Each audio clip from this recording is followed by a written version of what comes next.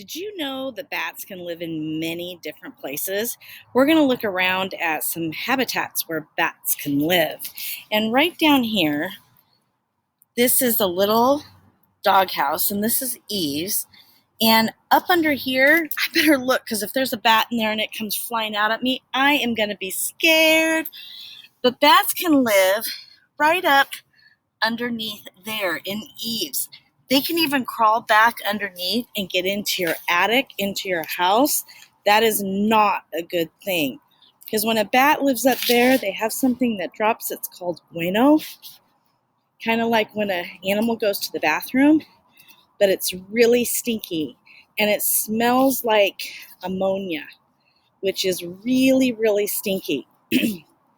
Other places that bats can live that we've talked about in the past are up in trees. Lots of bats can live in trees, mainly when they're in warm places, is when the fruit bats live up into the trees. But another place that a bat can live is in a tree, and where they can find holes, like right in here, and go into logs, and they can find trees that are hollowed out, and bats can roost and live in there. That could also be their habitat. We're going to walk around and find some other places that they might live. This is an old workshop, and I know there's bats that live up here in the attic of this workshop. And you can see the discoloration on the roof or the ceiling of the workshop. And you can see the damage that bat guano makes. I'm scared to be in here because I don't want them to fly out at me. So we're going to move on to the next place. But see, oh, there you can really see it. But I see them come in and out at night.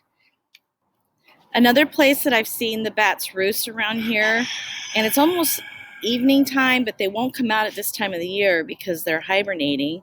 And there's an opening right up there at the very tippy, let me see if I can get my finger going the right direction, right up there in the eaves of the barn. So they also like to roost up in barns. And then if you go over this way to this opening, in the spring and the summertime, I see them flying in and out of there. So they like to live in old barns also. And then we can't forget about caves. I don't have a cave that I can take you to. If I knew where a cave was, I would take you. But we kind of already know that bats like to live in caves. There's another bat called a bumblebee bat, and they're really tiny little bats. They're about as big as your thumb.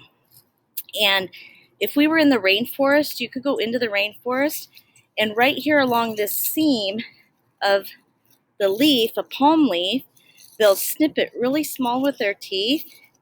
And so the leaf will lay over like this, almost like a shelter. And you can tip the palm leaf up, and you can see all the little bats lined up here. There'll be about 5 or 6 of them lined up underneath that palm leaf. So bats can live under palm leaves. They can live in attics. They can live up in old barns. They can live in caves. They can live in logs. They can live all kinds of different places. And there's one more thing that I want to talk about where bats can live. If you look right up here behind me, oops, I'm going the wrong way. On the chimney, right there you'll see the metal flashing that goes along the chimney. The bats can live up there under that metal, and so they can live up by the chimney. Probably, I imagine, keeps them a little bit warm. So those are some different places where bats might live. Oh, there's Santa. So tell me a place, thinking about where your bat might live. I would like you to write about my bat lives blank and then draw a picture of it. And your bat could live in 2 different places. So write it down. Can't wait to see it. Make sure you have capitals and punctuation. Have a great day.